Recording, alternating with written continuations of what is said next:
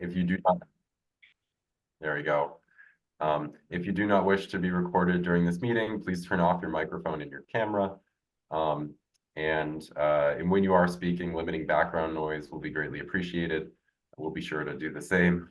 And one function that I really like to use is there's a closed caption feature that, you know, I might be cooking dinner while this meeting is going on, or something else, or I just, you know, don't pay attention for a moment and I forgot a key detail. The closed caption I've really found to be helpful during online meetings. So you'll find that button on the bottom of your screen.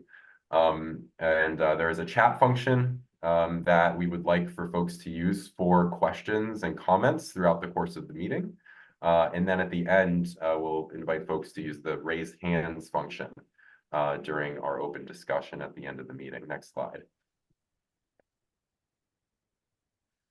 After a brief welcome and overview of the project and work to date, we will present 3 initial concepts for the project, and we invite you to participate in a brief Zoom poll to hear your preferences. We'll help to answer clarifying questions at that time.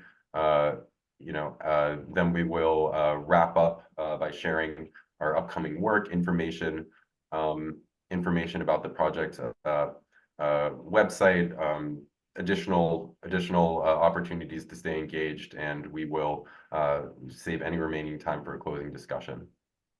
Next slide. Oh yes, thank you, Isaiah, for the reminder.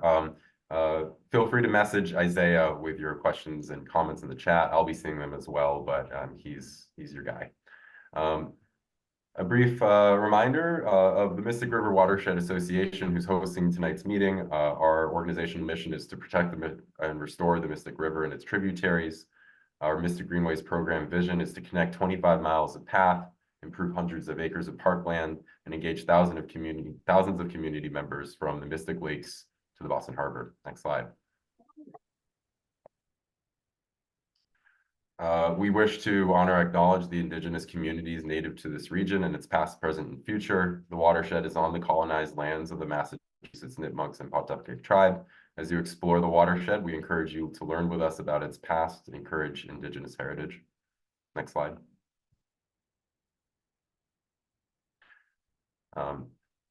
So a little bit more about the motivation for this project. We are seeking to advance the development of a 2-mile accessible path along the eastern shoreline of the Mystic Lakes, enhancing its quality, use, and ecological value. The goals for the project are to improve safety and accessibility, enhance recreational experience, improve the ecological health of the Mystic Lakes, and promote active transportation within the regional path network. Next slide. A little bit in terms of a visual context about where the project is taking place. It is along the eastern shoreline of the Mystic Lakes, traveling from south to north from the High Street rotaries at Route 60 in Medford, going north past the Mystic Lakes Dam and Shannon Beach along Mystic Valley Parkway, and then ending at Bacon Street in Winchester at the Wedgemere MBTA station. In terms of regional path connectivity, we have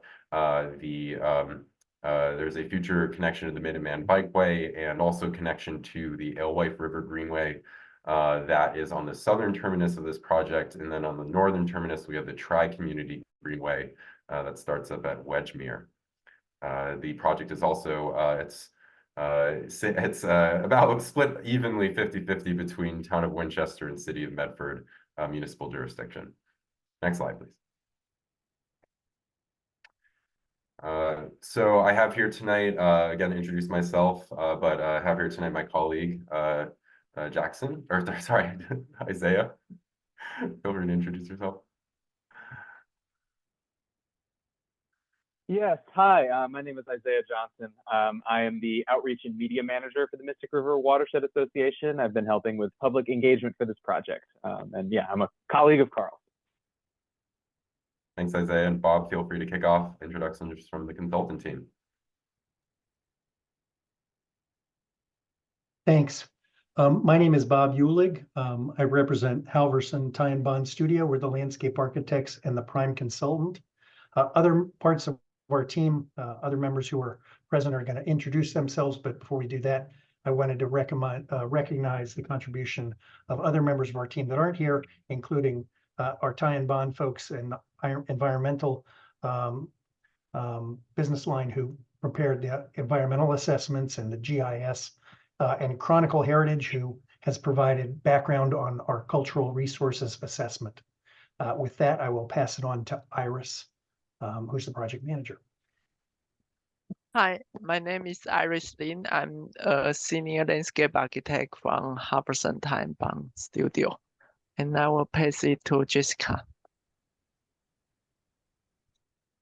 Hi, everyone. My name is Jessica Choi with Halverson Time Bond Studio, and I'm the landscape architect for this project. And I'll pass it on to Liz at Kittleson.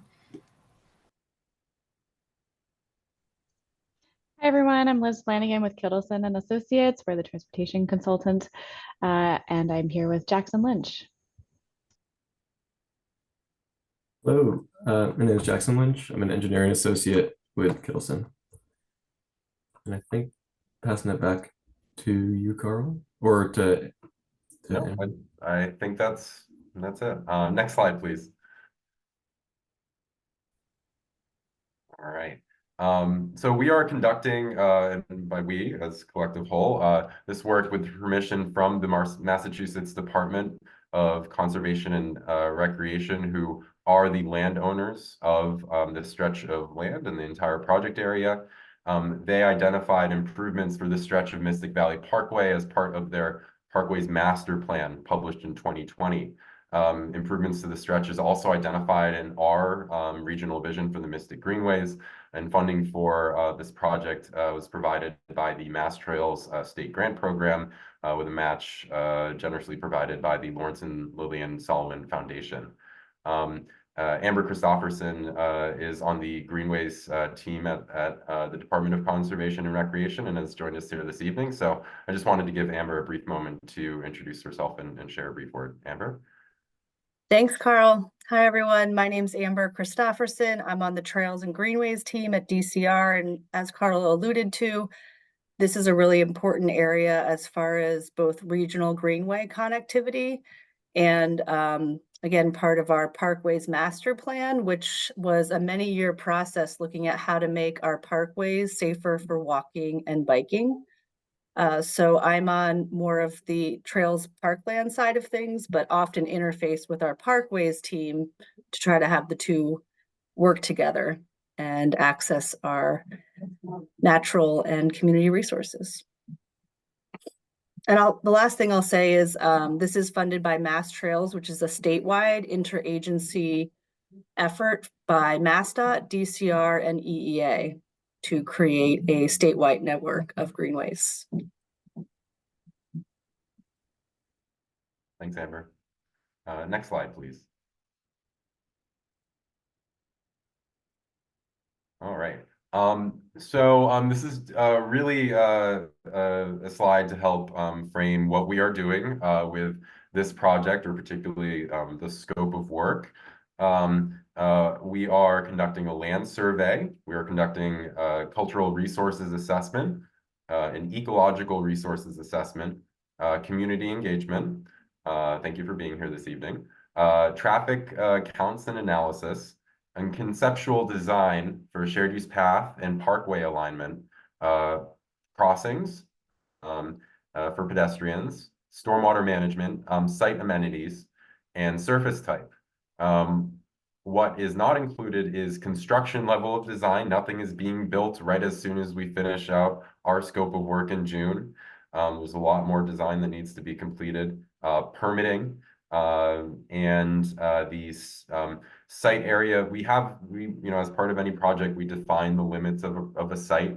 And so there's a lot of projects immediately outside of boundaries of what we're focusing on that are very important to this work. One of those examples are the rotaries at High Street and Route 60, which don't really have pedestrian crossings. There's no bike facilities on High Street. Those rotaries are so important, they're actually a part of their own project. And I wanted to list the project here. It's actually being managed by the town of Arlington, but because it goes across municipal boundaries, It's actually being overseen by Mass DOT, DCR, and there is a project number associated with it. And so we have that project is funded for design and is now also being funded for construction as well. So that's a separate process. Keep an eye out for more information about that. We're going to be keeping an eye on that project, just like you and members of the public. And another big key factor about this area is Shannon Beach gets very busy. Parking is a huge impact for everyone in this area. We're only looking at parking as it relates to the alignment of the shared use path and the parkway for this project. However, parking operations and parking management is not the core focus of this particular scope of work and project. Next slide, please. So what we have done to date is that we kicked off the project in December. We actually also took the time to convene a steering committee of local residents to make sure that we convened a resident steering committee to help just guide our overall work and make sure that we weren't really fully missing anything as part of our scope of work, because of how important this area is. And after kicking off the project at the end of last year, we hosted an initial round of listening sessions and included our first public meeting for the project in February, and which we got an amazing amount of responses and feedback back from that we're going to share momentarily. And we also conducted a lot of field work. Bob, would you like to briefly detail what's been going on in the field? Sure. Thanks, Carl. Some of that has been covered, but if we look back at the bubbles, as mentioned, in December, we did a site visit and then started delineating where the wetland was, where the land meets the water along the lakeside. And then the next step, when we moved kind of into February, we performed a land survey, which does get more detailed information on the entire site and its adjacencies.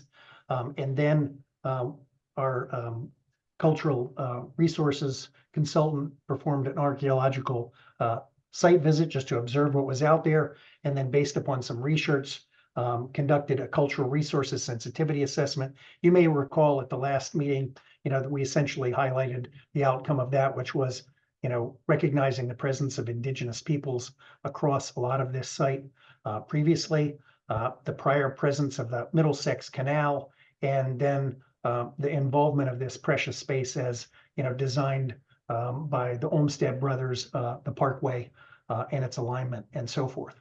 And then after that, we started doing some more clarity of understanding through site analysis. Kittleson performed some traffic data collection, which included quantities of traffic and speeds at various times. And then we did an environmental review. So all that was accomplished. And then what we're excited about now is sharing with you, as Carl mentioned, some opportunities for reviewing pathway and parkway alternatives for the future. And then based upon, and based upon getting feedback from you all, we hope to proceed ahead with like a preferred design direction from that feedback. So with that, we're kind of at the pink dot in the middle there. And based upon that, we will kind of be advancing the studies toward a completion date of kind of end of June. So with that, I'll turn it back to Carl. Thanks, Bob. Next slide, please. So next, I'll share our process and results from our visioning engagement work in February and early March. Apologies, my cat has made a cameo appearance. Next slide, please. First off, thank you so much for everyone who participated in engagement during our visioning stage. So to briefly recap what we did, we took the time to provide an overview of the projects and its goals to you. We asked you to share your responses to four key questions about the area. What do you currently like about the path and its existing conditions? What do you currently not like? What would you like to see incorporated that currently does not exist? And what do you think we should avoid incorporating? We heard from approximately approximately 168 members of the public. And they contributed almost 1,300 responses that were individually analyzed with a fine-tooth comb. As each of the responses, because they were open-ended, included the mention of different topics about people, what they liked, what they didn't like. We coded those across 30 different topics, encompassing 8 themes and bucketed under 3 categories for the project team to take into consideration. Next slide, please. First, the key themes underneath the mobility category included safety, accessibility, and limiting environmental impact to the project area. Respondents highlighted a lack of safe roadway crossings to access the lakes, rather mixed opinion on surface type. People wanted to see a path that could be well maintained, factoring in tree roots, flooding, and snow removal.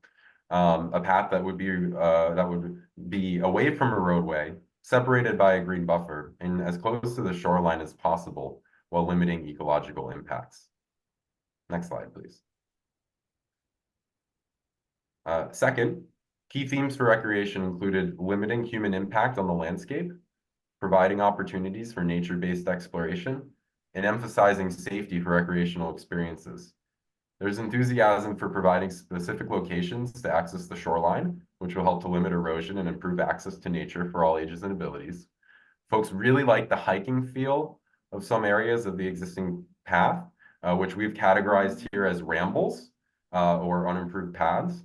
And folks really wanted to see better opportunities to put in non-motorized boats, kayaks, canoes, etc. Next slide, please.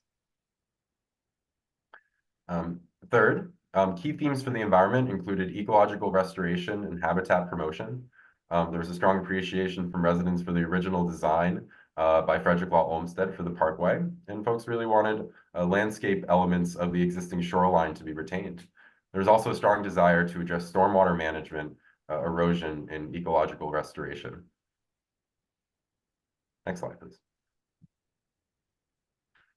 All right, now I'm going to hand it over to Jackson to share us the traffic study and recommendations. All right, thanks, Carl. So yeah, as Carl and Bob mentioned earlier on, in addition to some of the feedback that we've received from everybody over the past few months, did a traffic study to kind of understand some of the existing conditions of the Mystic Valley Parkway today. So if we could go to the next slide. The purpose of this traffic study is mostly to understand how the roadway operates today. That includes the speeds that cars are traveling at along the roadway, as well as how many cars are traveling in a given day, what time of day they're driving, kind of what that distribution looks like. And also to figure out what sort of facilities can safely accommodate people walking and biking in the environment of those speeds and volumes. It also will serve to inform what sort of future traffic calming strategies will be required later on in the design process. In February of this year, we collected volumes and speeds of in-road users, so that's cars, heavy vehicles, and some bicyclists biking in the street at 2 different locations along Mystic Valley Parkway. Because of the timeline, the construction had to take place earlier in the year when it was cold in the middle of winter. So we held off on counting pedestrians and bicyclists that were using the path, and we focused on the in-road users. We will be conducting an in-path count in the coming weeks as the weather's getting nicer and people are starting to use the path a little bit more. So that'll continue to inform some of the design choices moving forward. In addition to the speed and volume counts on the path, on the parkway, we also collected turning movement counts at the intersection of Mystic Valley Parkway and Bacon Street. These counts will inform some of the design decisions at that intersection in the next steps of the project. So after this, the project team, we took a look at the existing data as well as best practice and national guidance to understand what sort of design decisions we can make as they relate to the safety of people biking and walking on the corridor. So the next slide. So a little bit of high-level background. Mystic Valley Parkway currently has a speed limit of 25 miles an hour, and it carries around 5,500 vehicles in a given day, at least during the period that we collected data. As a bit of a point of reference for that 5,500 number, Route 3, which is kind of a parallel route on the other side of the Mystic Lakes and also has one lane in each direction, historically carries closer to 20,000 vehicles a day. So kind of the 5,000 to 6,000 vehicles per day range is not a super high number compared to some of the other roadways in the region. And usually when roadways are being designed, they need to balance mobility, which is kind of encouraging easier, faster travel, higher capacity, higher speeds, and access, which encourages slower speeds in order to allow for safe pedestrian and bicycle access, as well as access to parking areas, residences, and some of the side streets in the area.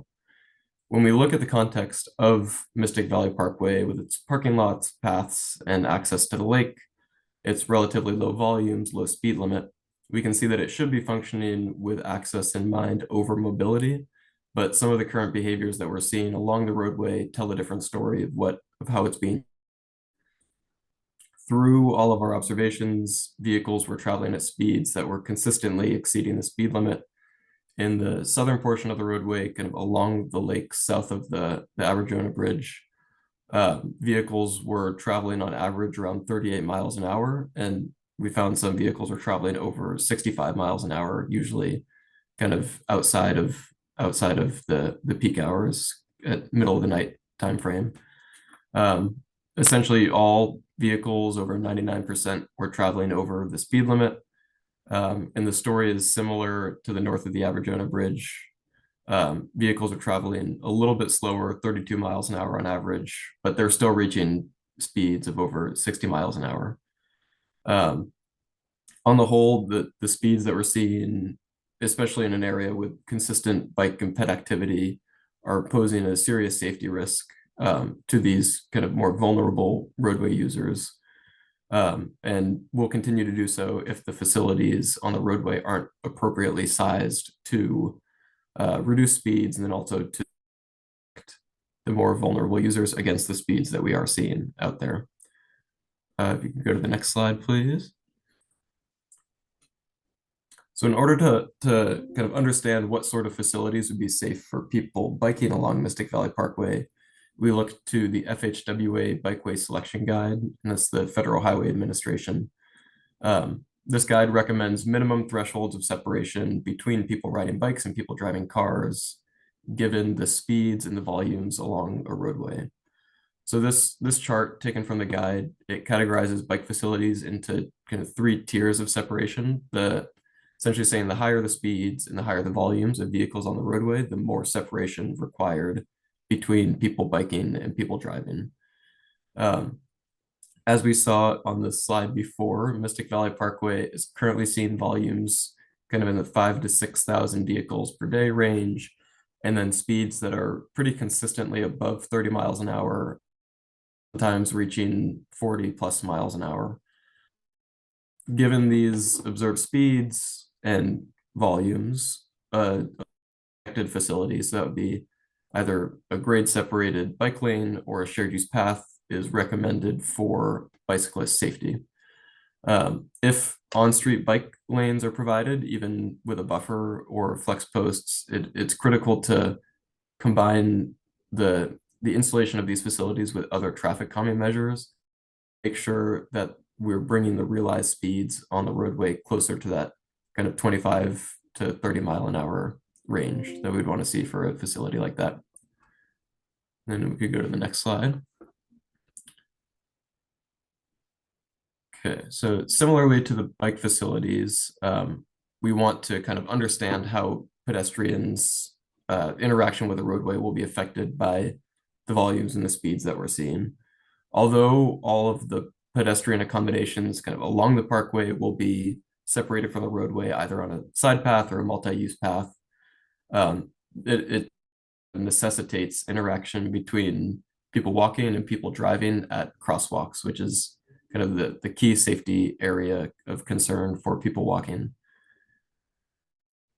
And this will go over some of the tools that we have that we'll be using to kind of improve safety at crosswalk locations. But we'll get to specific crosswalk locations a little bit further on in the presentation tonight. So yeah, similarly to the bikes, we want to make sure that we're looking at the speeds and the volumes of the roadway to make sure that we're sizing our countermeasures appropriately. Some countermeasures, such as the high visibility crosswalk markings and warning signs, can be used and considered in any circumstance, but some are only recommended at higher or lower speeds, higher or lower volumes. So some of the countermeasures that we're going to be considering in the final conceptual design will be raised crosswalks, in-street signs, curb extensions, refuge islands, rectangular rapid flashing beacons or RRFBs, and pedestrian hybrid beacons, also known as hawk signals.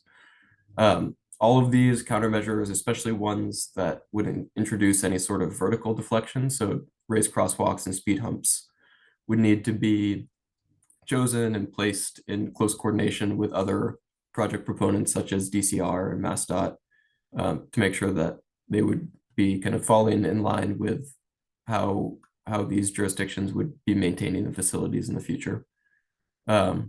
Others, such as the rectangular rapid flashing beacons, are really only shown to be effective in lower speed conditions, and they would need to be paired with other traffic calming measures to make sure that they were being effective and they weren't, we're not just going to throw these countermeasures onto the street by themselves and hope that they do the trick. So all of these will be kind of in our toolbox as we get into the full conceptual design of the roadway. And yeah, we look forward to kind of using these to help inform our decisions as we get into that 2D layout. Then on to the next, and I think pass it off to Bob.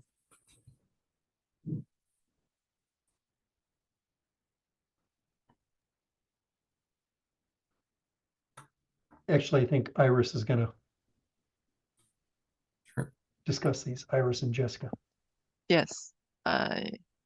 So in response to the data collection and the site analysis, as well as the invaluable community feedback from the visioning section, our team has developed 3 design alternatives. Isaiah, could you advance to the next slide? So this slide shows that our 3 design alternatives that aim to enhance safety, mobility, and accessibility, also elevated recreational experience and the improvement of environmental benefit along the parkway. And furthermore, we have applied these 3 alternatives to 5 representative locations along the parkway. And we are going to show you an evaluation matrix in the end, which serve as a comprehensive tool for assessing the viability and the effectiveness of each alternative. And most importantly, we would like to hear your feedback and preference for these design alternatives by online polls and Q&A times. So after today's meeting, our team will review all feedback and select a and proceed with a preferred design approach to apply through the whole parkway along the Mystic Lakes. Next. So on this slide, it shows the 3 design alternatives in sections. And like the lake side is at the left, and then the right side is the east of the parkway. And you can also notice that there's a right-of-way line on top of each section that represented the current right-of-way condition. And so in the first option, that is proposing a buffer bike lane within the current roadway to accommodate higher speed cyclists. And also in this option, the roadway alignment stay the same as existing condition. And in addition, there is a widened accessible multi-use space along lakeside for pedestrian and lower speed users.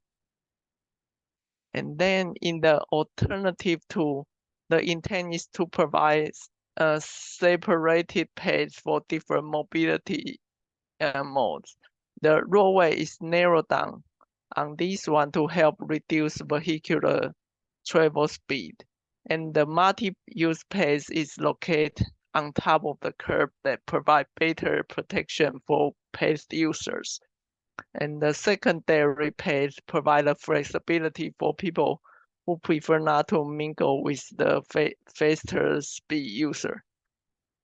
And in the third alternative is to respond to the desire to have paths further away from the roadway. They enhance recreational experience. And there's a much wider buffer between the roadway and the multi-use paths that offer the opportunity for rain garden and planting that have much greater environmental benefit. So next slide. So in this slide, it shows that there are the 5 representative conditions in terms of current path and roadway relationship along the parkway. So the condition 1 is between High Street and Kilgore Avenue, where has street parking to the east. And the condition 2 is where the current path is lower than the roadway and against along the steep slope to the lake. And the third condition is where the current path is at the same elevation as roadway and might be separated by green space or guardrail. And condition 4 is a special condition on Abjana Bridge. And condition 5 is north of Abjana Bridge, where sidewalk is separate from the roadway with a planting buffer. And Jessica is going to show you how these 3 design alternatives looks like when applied to these 5 conditions. Okay.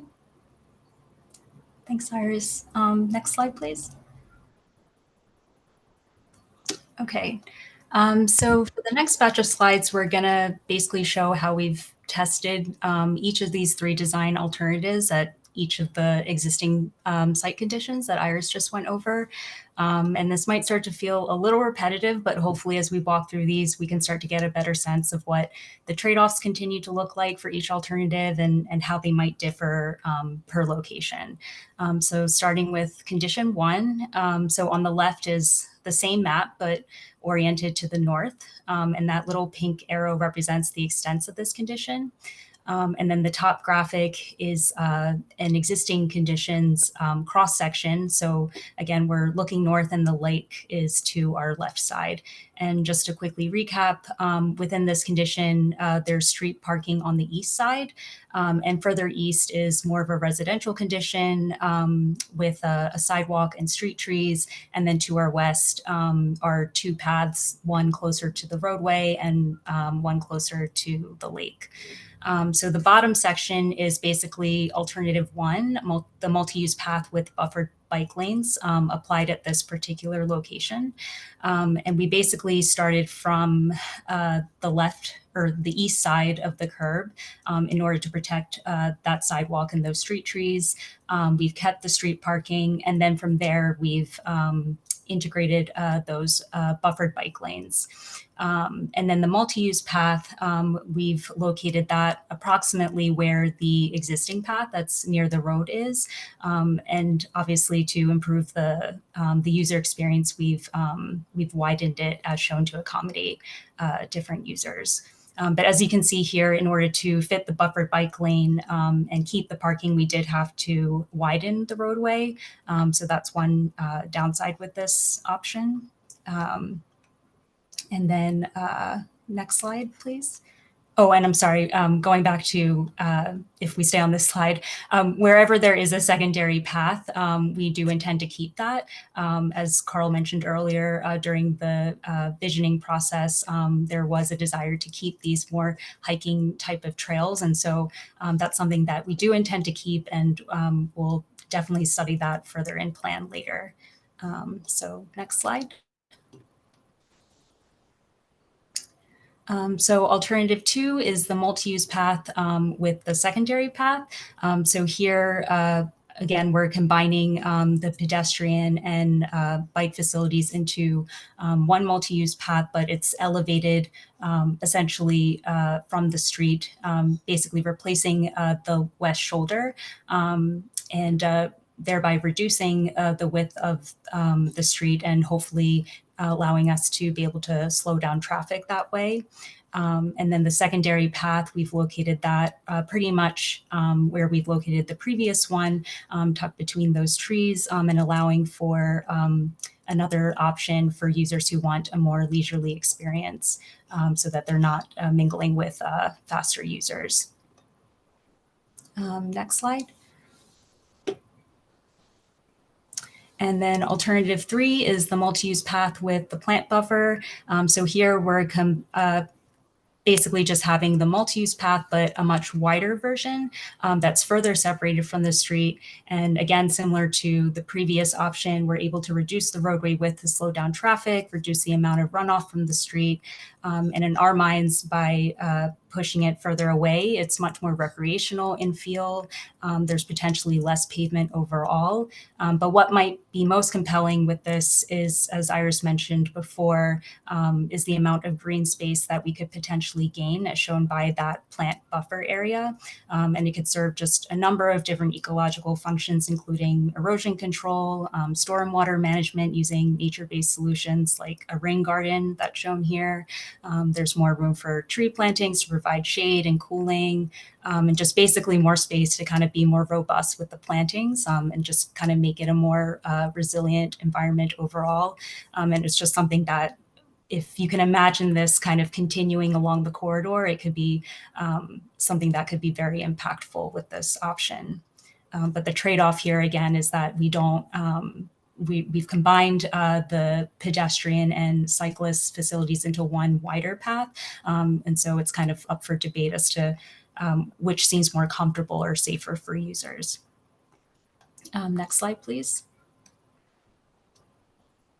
And so this slide basically is just kind of another way of looking at all these sections together. So the existing and all 3 alternatives kind of as a series. So you can just see quickly at a glance just how these different alternatives compare.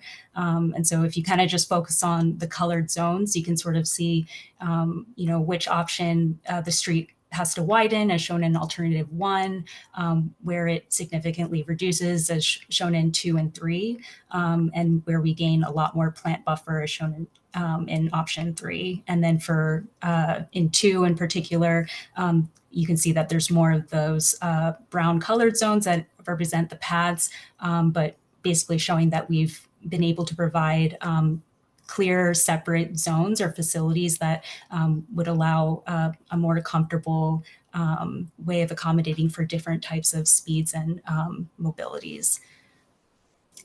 Next slide, please. Okay, so this is condition 2. And so just to reiterate, this is the condition where the path is lower than the roadway, as shown by those green arrows on the map, and it just occurs along 2 sections in the southern half of the corridor. And as you can see by the existing cross-section, this will probably be one of our more challenging conditions to deal with because of the existing topography and all the erosion issues. As you can see, there isn't a curb on either side of the road, so more runoff would occur here, and obviously going down that steep wooded embankment. Further downhill is a footpath, and you can see that the path itself, the cross slope, has a slope to it, so it's clearly not ADA accessible. So there's a lot of challenges with this particular section. But meanwhile, there's also the change in grade could also offer another type of interesting separation from the road that can allow path users to kind of feel more nestled in the woods. So it's kind of a nice aspect of this section. But below is alternative 1, where you can see we can easily fit in those buffered bike lanes within the roadway. The multi-use path that we tried to fit approximately where the existing path is. As you can see, unfortunately, it will require some disturbance to the slope. It's kind of to be decided as to what the exact dimensions and material will be to minimize the slope disturbance. But for now, just from a conceptual point of view, we've just tried to locate it as best we can to kind of show that we're balancing the amount of cut and fill to minimize that amount of disturbance. Next slide.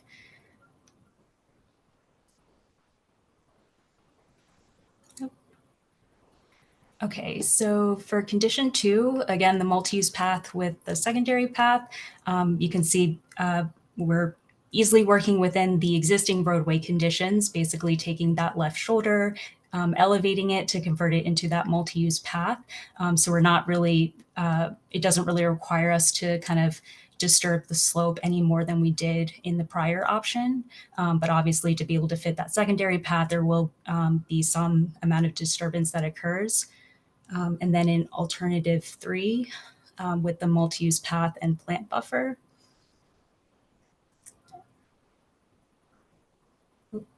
Again, the big difference here is the amount of green space that we could gain, which is really good to consider in this particular case, because being able to try to fit that much wider multi-use path further downhill, it's going to be a lot more difficult to avoid disturbing that embankment.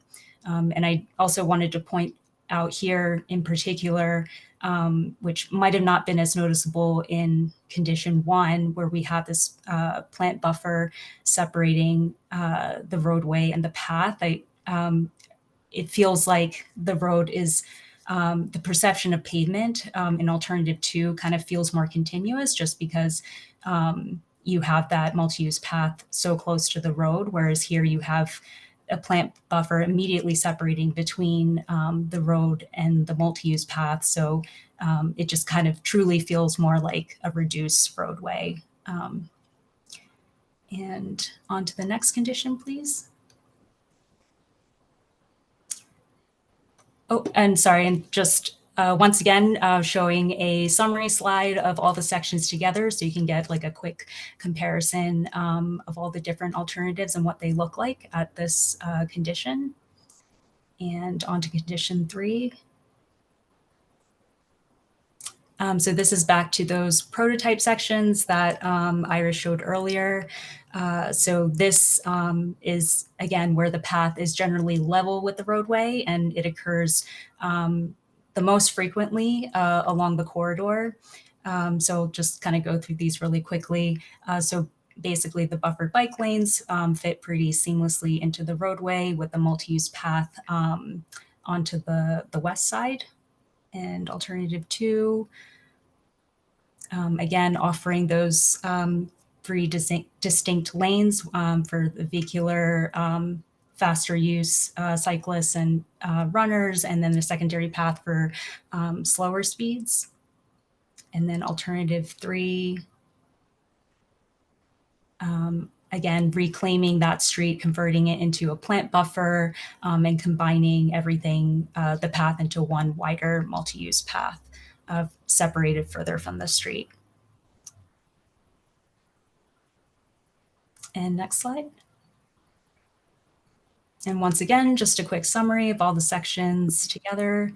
And then with that, I'll hand it back to Iris to go over how we evaluated these initial concepts. Thank you, Jessica. And next slide, please.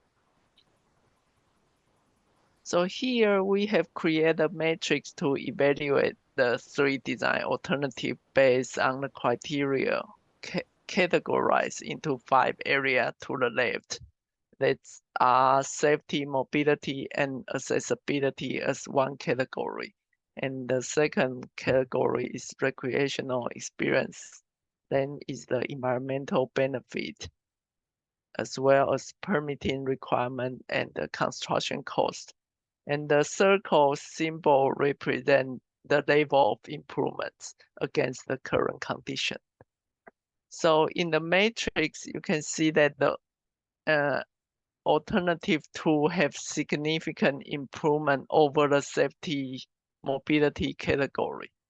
And in terms of the slower vehicular speed, bicycle and pedestrian safety, and the accessibility, while alternative 1 has minor improvement, and the alternative 3 have moderate improvement among these categories.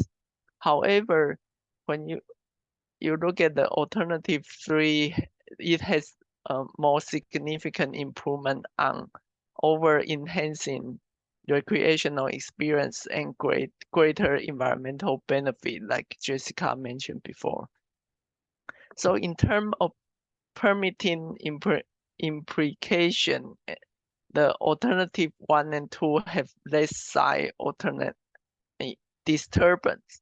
They will be less challenging on permitting process. And in terms of the cost, the alternative 1 keep the existing roadway alignment.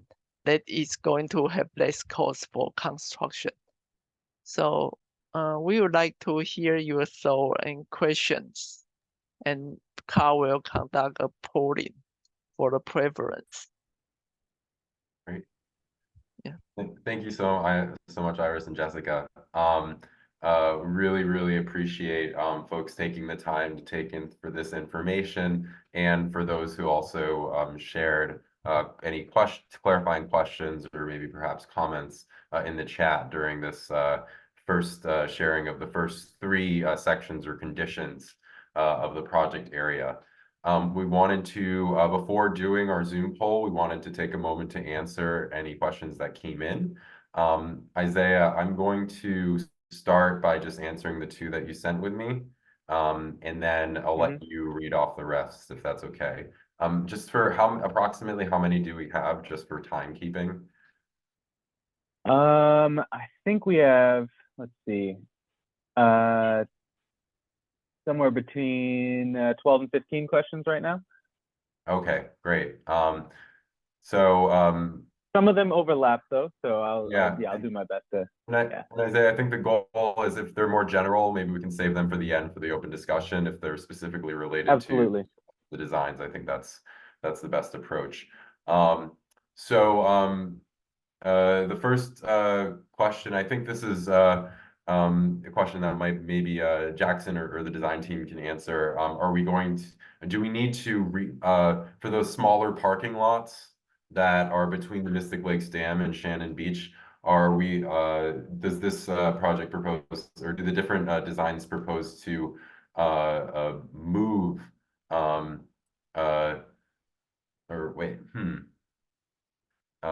yeah, I believe that's it. Do the smaller parking lots, do they need to be reconfigured in order to accommodate the paths?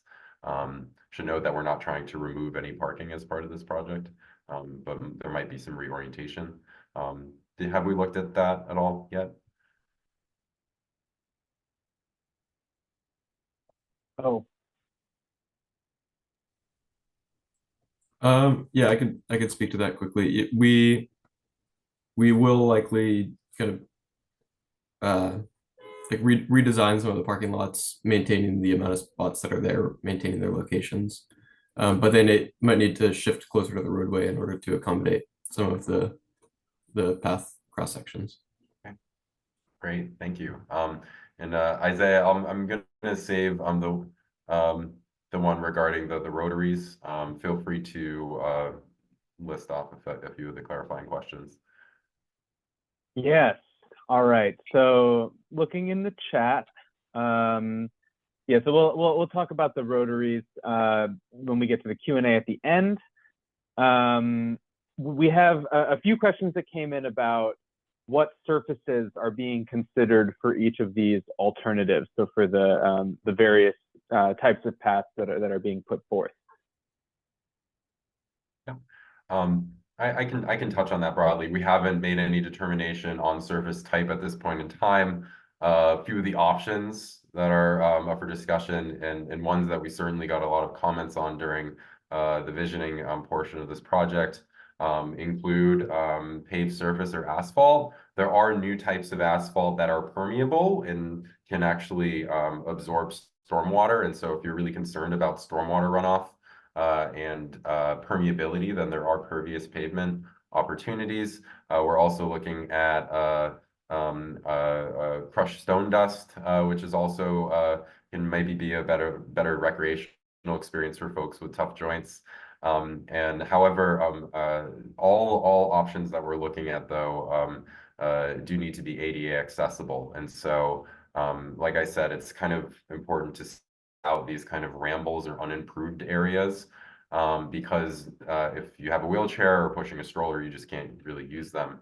You know, at the bare minimum, all the facilities that we're designing are ADA accessible, and that really would mean a paved asphalt or whether permeable or impermeable or a crushed stone dust option. There are pros and cons to both. Isaiah? The next question is about, and this is particularly for alternatives 2 and 3. What is the sort of expected width of the mixed use paths, and specifically for that multi-use path? How does it differ between 2 and 3? Yeah, I can answer this as well.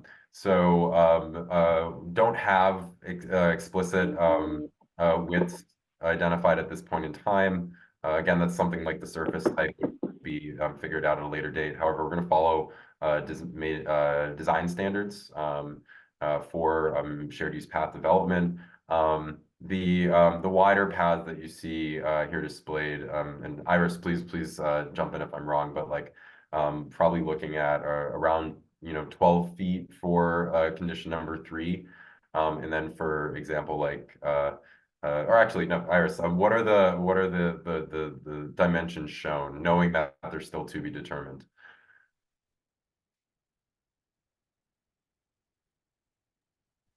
Yeah, I think the dimension show on the option 3 is more like a 12 feet wide pave, and while the option 2 is more like a 10 feet wide pave with a secondary pave at 6 feet minimum. Great, thank you. Next question. I have a question in here. Let's see, sorry.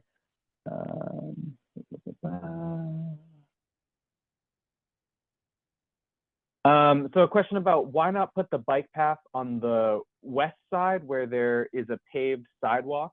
And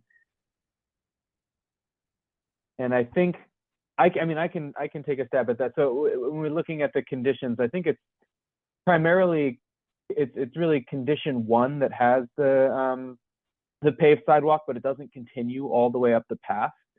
So yeah, does anyone else want to? Yeah, the sidewalk that's currently on the west side, it's only in it stops at the Medford-Winchester boundary. It's only in Winchester, and so this path project is seeking to kind of replace those facilities.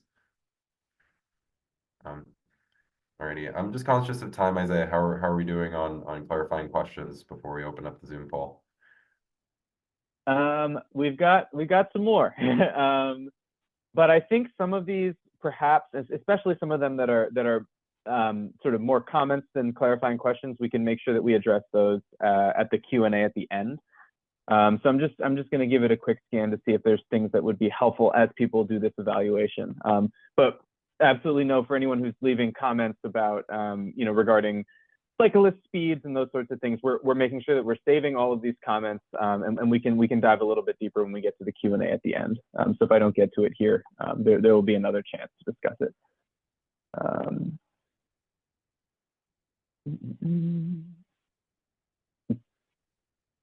I think, yeah, let's see.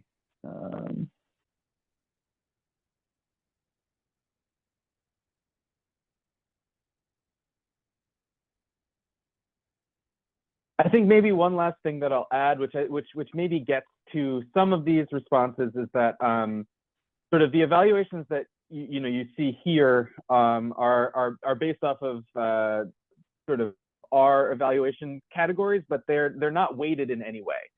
And also, and I think you're also more than welcome to reflect upon them as you answer our poll, which will sort of get at preferences between these alternatives.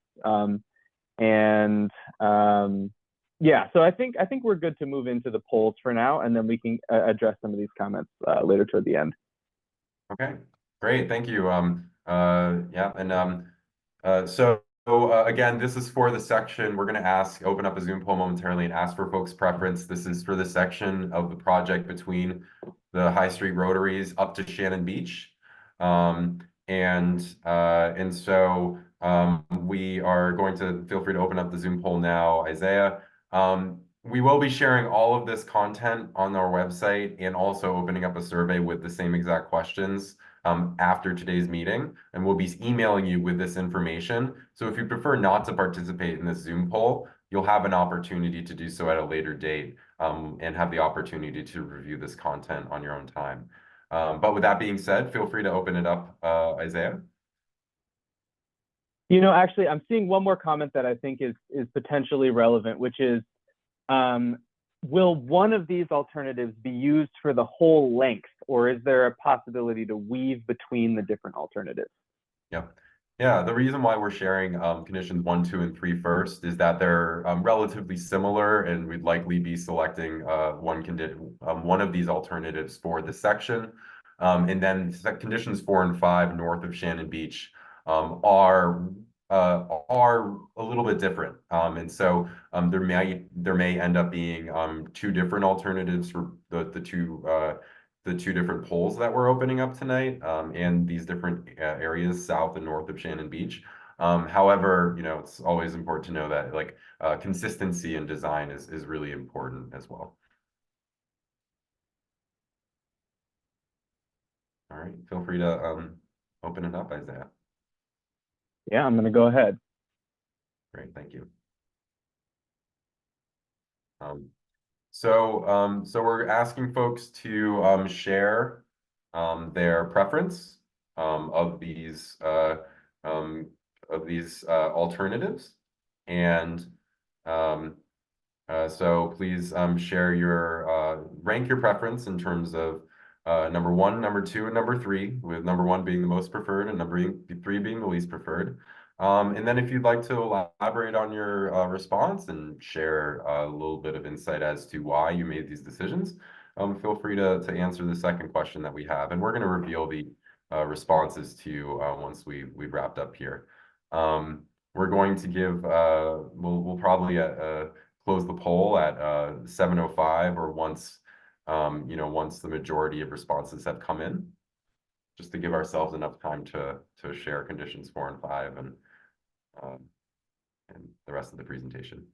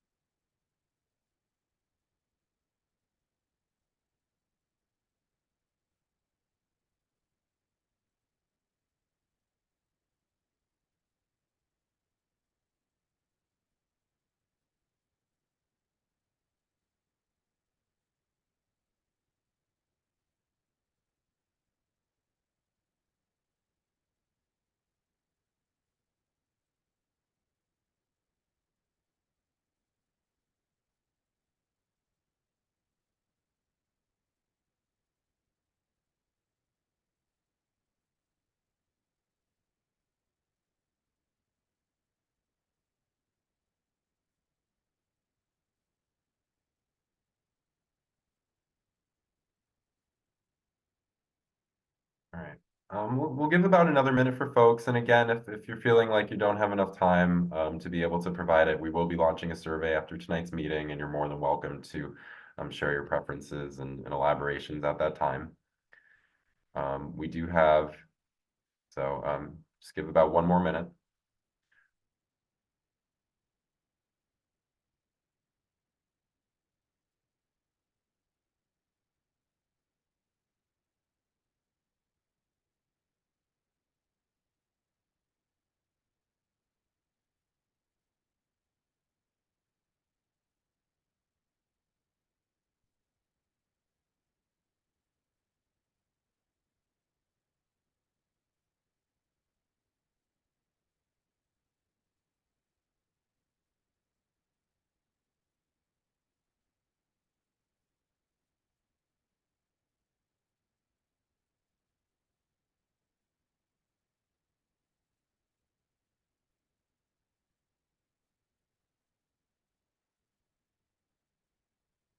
All right, I'm just going to do a countdown just so that folks need to know, just to please wrap up your responses. So we'll give about 10 more seconds.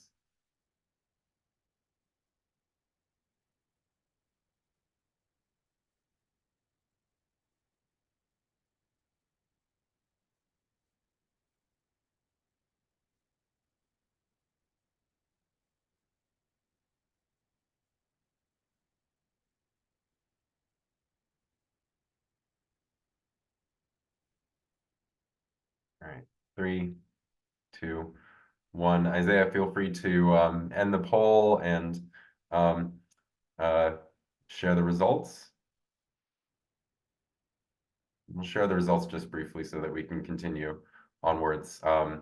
Looks pretty mixed. We have some even preference on all the alternatives, and then the strong secondary preference for alternative 2, and moderate preference for alternative number 3 there on the secondary. So great, thank you very much. Feel free to stop sharing, Isaiah, and we'll continue on our journey to north of Shannon Beach for conditions 4 and 5. So Jessica, feel free to take it away.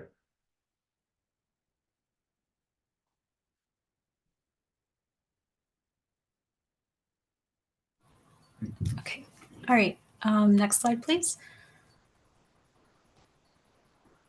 Okay, so for conditions 4 and 5, north of Shannon Beach, as Carl mentioned, the character of the corridor starts to change quite a bit, which led to slightly modified versions of design alternatives 1 and 2 that we showed earlier. So starting at condition 4, which is the Aberjona Bridge, as you can see in the cross section, we're working with a really tight condition over a structure with the roadway running right through and a sidewalk to the west. Alternative 1 is still the buffered bike lanes, but obviously without the multi-use path because we cannot fit it, but we'll be keeping the sidewalk on the west side. But then for alternative 2 on the next slide, so this is now just a multi-use path, but we've switched it to the east side of the parkway. So there were several reasons that we're proposing to shift the path to the east. So prior to this, internally, we've tested alternatives 2 and 3 on the west side, since it'd be nice to keep the path experience as consistent as possible, especially from a safety perspective. But as we looked back and kind of zoomed out in the map and just looking at this last northern stretch, the west side of the parkway starts to get more residential, more private in feel, and then the east side becomes more public with the Wedgemere Station and the Tri-Community Greenway, which is located just beyond, and unfortunately it's trimmed off on this map. But in order to make that connection, we imagine users will need to cross the parkway at some point to get to and from the station. So the question became where that transition to the east would happen. So going back to the map, that pink dashed line that you see there is where we think this could potentially be located. That first circle is basically an existing crosswalk just south of Shannon Beach. And it would extend all the way into the MBTA station. And obviously this is just a very high level diagram. And so we understand that whatever would need to happen at the station, we'll have to coordinate with MBTA to make sure that it would actually work. So again, this just felt like a natural spot to transition with the existing crosswalk, but also as what was mentioned earlier, the Shannon Beach parking lot area gets very busy. And so it might be good to shift before that to kind of minimize potential conflict. And it's also worth noting, as you'll see in the next section, that there's kind of some underutilized right-of-way space to the east of the parkway that would allow us to comfortably fit a multi-use path on the east side versus trying to cram everything on the west. So that's alternative 2 at this location. And next slide. Oh, and sorry, keep forgetting we have the summary slide of all the sections together, so you can just get a quick comparison between the different alternatives. And then on to condition 5, north of the Aberjona Bridge to Bacon Street.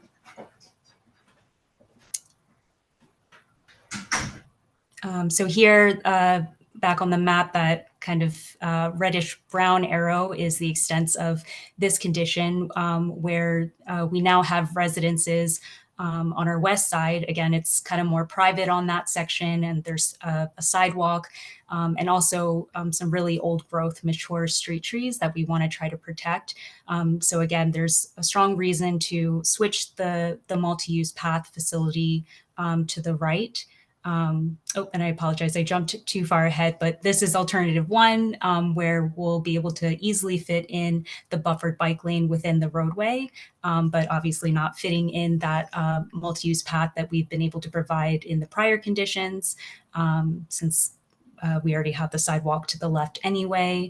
And then on the next slide is the alternative 2 that I was just describing earlier, with the multi-use path on the east side. That would allow us to respect those residential conditions to the west of us. And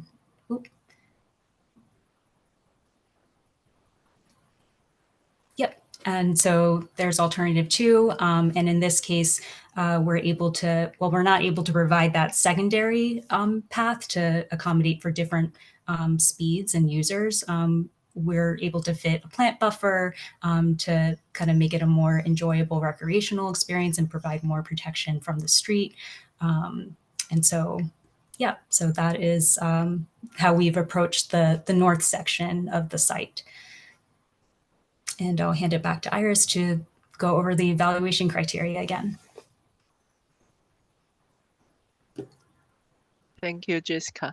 So in this evaluation matrix for the north side of Aberjona Shannon Beach, that you can see that the alternative 2 have more significant improvement over enhancing user safety and recreational experience, as well as environmental benefit. However, like alternative 1 has less challenging on permitting and construction cost. And the same that we are welcome for your feedback. Please send a message to Isaiah and Carl will take over. Thank you. Great. Thank you so much, Iris. So we have a few more questions in the chat. We're just going to take a few minutes to respond to them. Just to kind of briefly note that for the recreational experience portion of the evaluation matrix, we looked at people people walking and biking equally for this evaluation. So if you see some of those bubbles a little bit more for the so like alternative number 3, for example, in the previous sections, they bring some people biking closer to nature rather than being on the roadway. So that's where you maybe see some of those bubbles under the recreational experience for alternative number 3 a little bit more profiled. But a few other questions that are coming in. Let me just have a look at what Isaiah was noting here.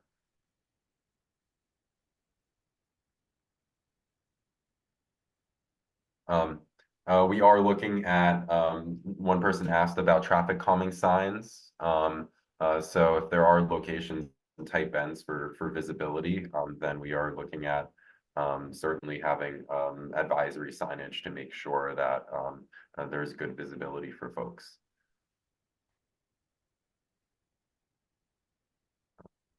Are there any other questions coming in, Isaiah?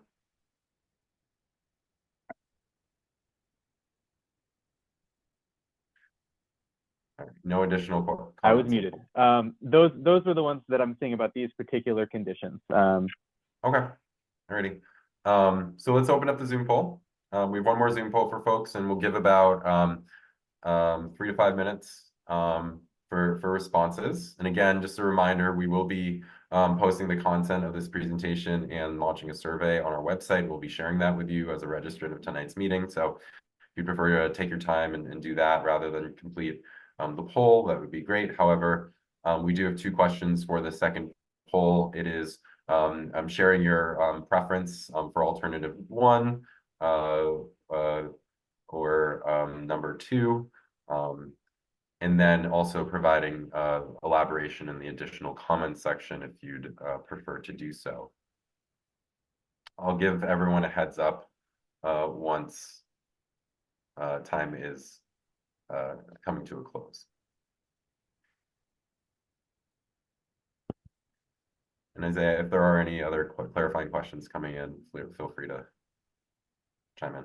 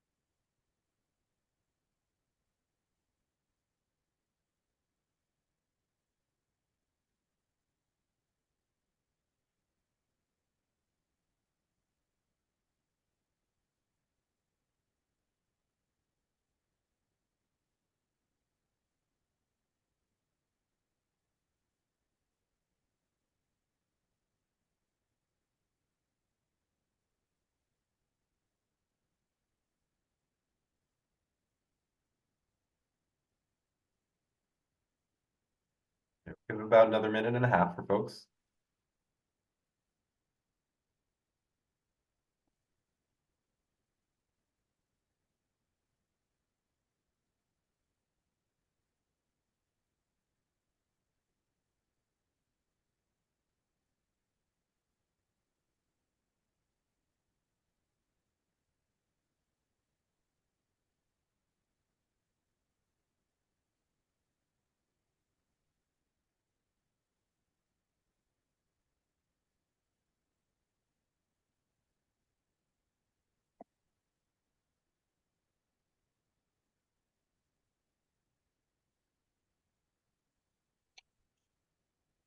About another 30 seconds.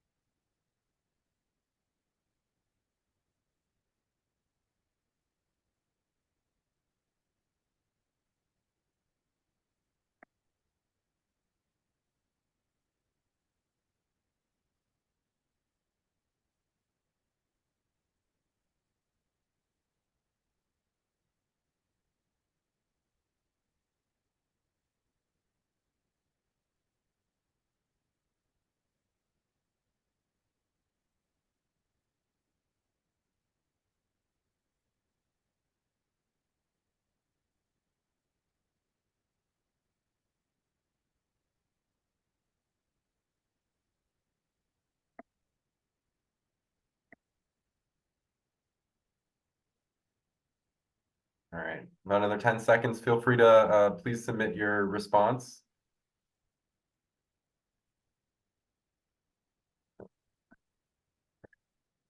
Three, 2, 1. All right, thank you. All right, let's end the poll. And share the results.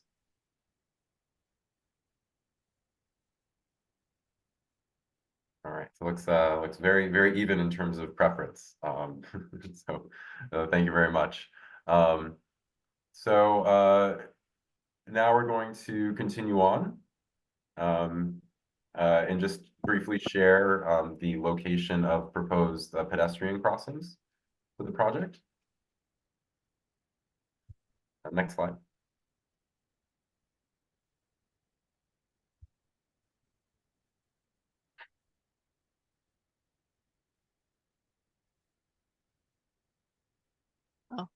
So they are currently very limited of pedestrian crossing along this 2-mile stretch. You can find that there's one at the High Street, and then another one at the Lakeview Avenue. And then the next one will be at the Shannon Beach. And in the end is that Lakeview Road in front of the MBTA station and Bacon Street. So we think that there are potential for multiple crosswalk at each intersection of the street, and so it's showing us a darker orange sign here. And we would like to hear your thought, and please have your any comments on the message.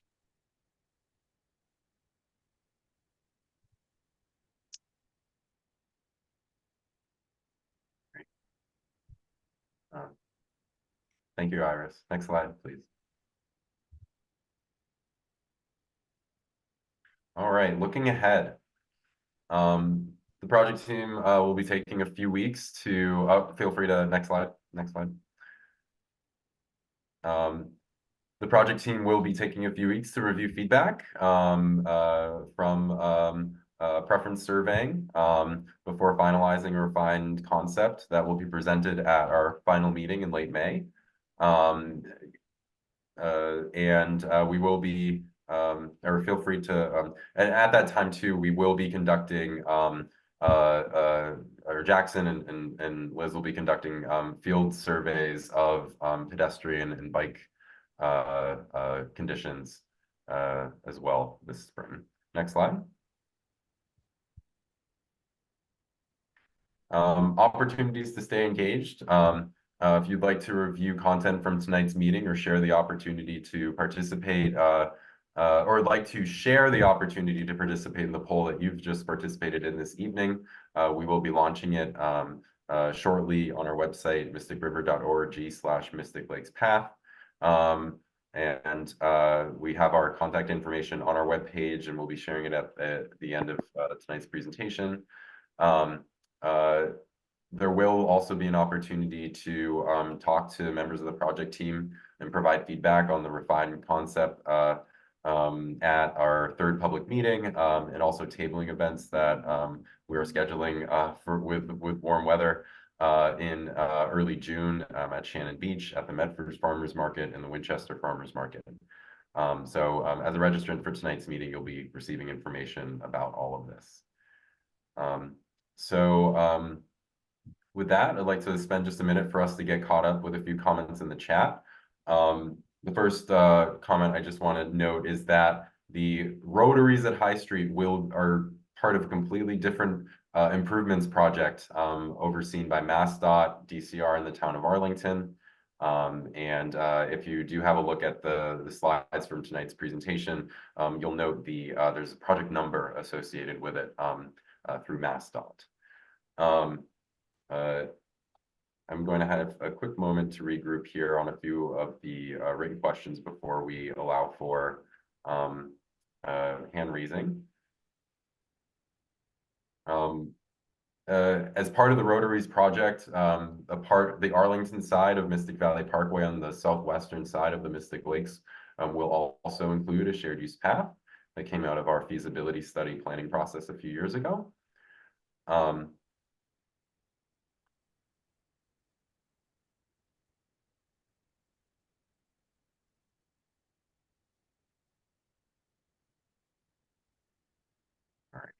There is a question regarding the input of key stakeholders and with regards to the development of these concepts. We have been in close touch with local and state officials with regards to this project.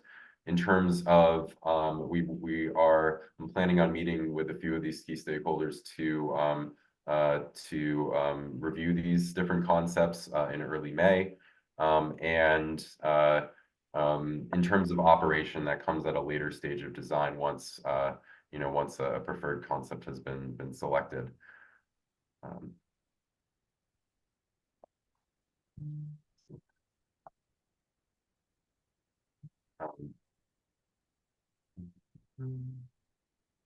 Having a quick look through here. Thank you, Isaiah, for sending these in the chat.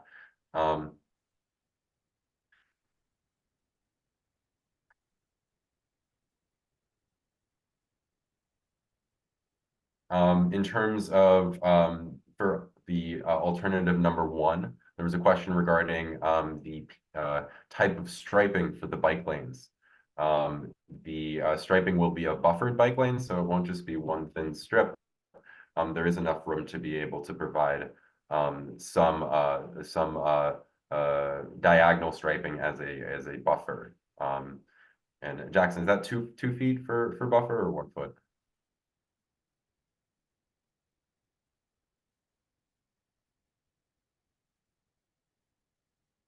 Yep, typically you'd want a minimum of 2 foot, sometimes 3 or more if there's space available.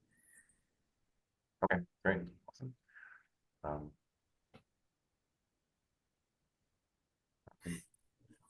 We have about a dozen more written questions that are in the chat right now. So I just want to be conscious of everyone's time here this evening. We do have an opportunity. What I think might be most effective for everyone's time is for the project team to receive these questions and to provide written responses to the questions that we've provided in the chat, or that have been provided in the chat as a follow-up from tonight's meeting. But I would like to give about 10 minutes or so for folks if they have a particular question they'd like to share, and open it up for brief discussion if anybody would like to do so. With that in mind, please feel free to use the raised hand function. If you want to go to the next slide, Isaiah. The raised hand function, and I believe we'll have the opportunity to take about five or so perhaps comments before we need to wrap up tonight's meeting. But again, this is not the end of our discussion here tonight. We look forward to keeping in touch with everyone. And I'm going to continue to we'll continue to monitor the chat. So feel free to keep on providing written comments, and we'll look forward to providing responses to each and every one of them. At this point, I'll also open up the chat.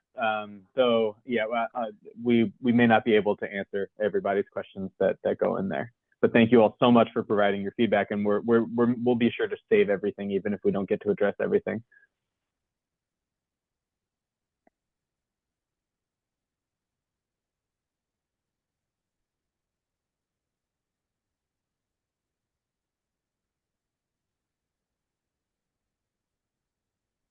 All right, I see here, Yeah. Martin, feel free to unmute yourself. Oh, hi, thank you. Thank you very much for the presentation.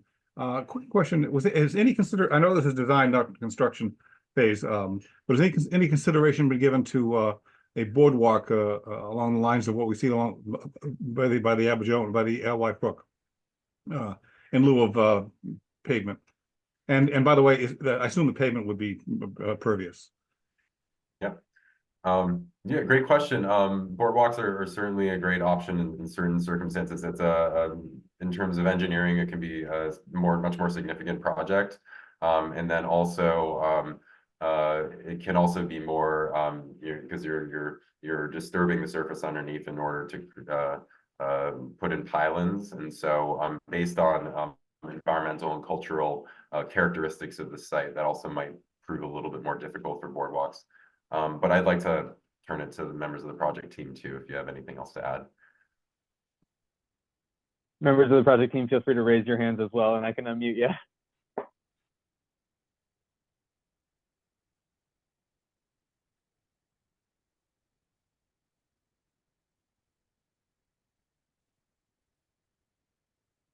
Okay.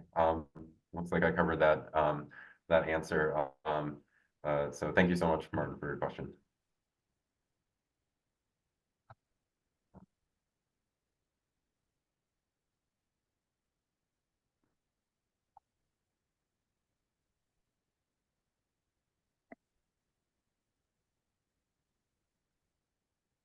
Stephen Linder, feel free to unmute and.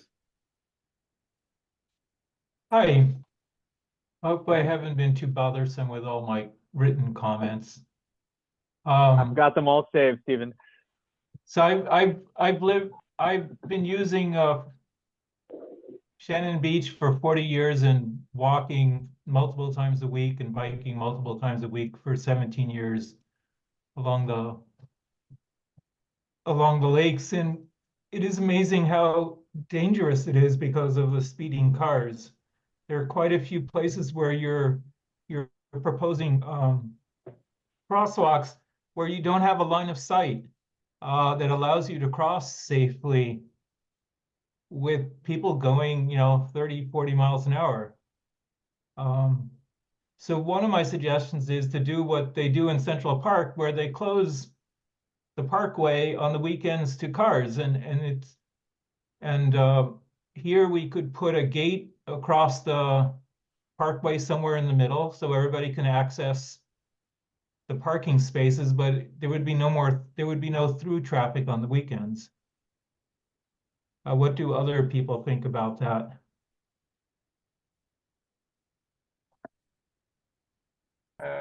Really, really great suggestion, Stephen.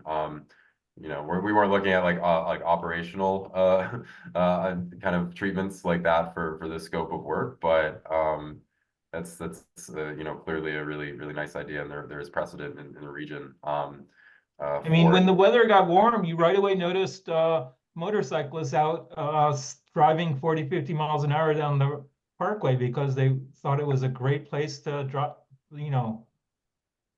go fast because there are no cross streets. Yeah. In terms of sight lines and visibility for crossings, that's definitely something that's on our mind. So appreciate it. And I think whether in the chat or following up over email or through our survey, letting us know what particular crossings you'd be concerned about that were proposed. We'd love to hear. So good job with your presentation. It's great. Thank you. Lynette, feel free to unmute yourself. Hi, yeah, thank you so much for the presentation. This may not fall under your influence, but is there anything that can be done to open up the pathway between the lower and upper Mystic Lakes? I know that there's a private boat club, but the dam and the improvements made to it are publicly funded, and it's currently closed off to the public, and yet we paid for it. So I walk that area all the time, and I wish that there would be a way where the boat club could allow access. Yeah.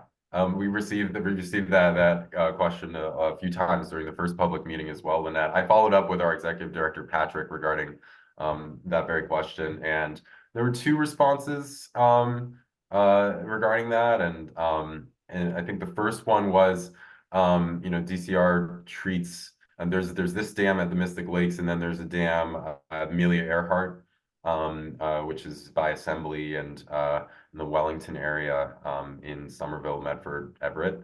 There are, in terms of public crossings, state agencies will cite Homeland Security concerns in terms of public access.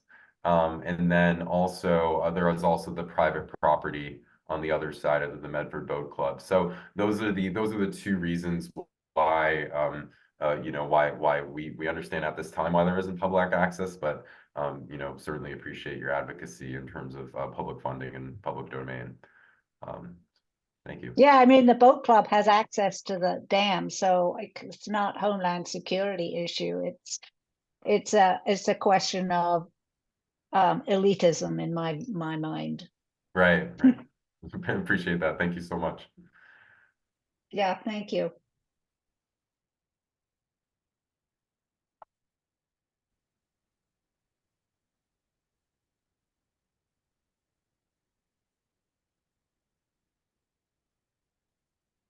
We'll give just another minute for any raised hands. And like I said, we will be responding to any comments that were provided in the chat from tonight's evening, or from tonight's meeting. However, if you'd like to, take a moment to be able to state them now, we do have another minute or two for one or two more questions.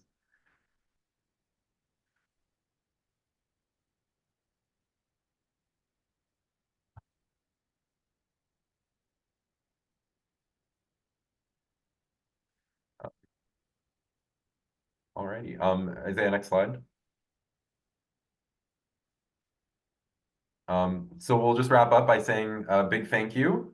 You can find our contact information on our website, again, mysticriver.org. However, both Isaiah and I have provided our emails here if you wanted to take a moment to jot them down or refer to them in the slide deck once we share it with you tomorrow. But with that, just like to give a thank you to my colleagues and everyone who took the time to attend tonight. And if nobody else has anything to bring up or to mention, I think we'll be all set to wrap up.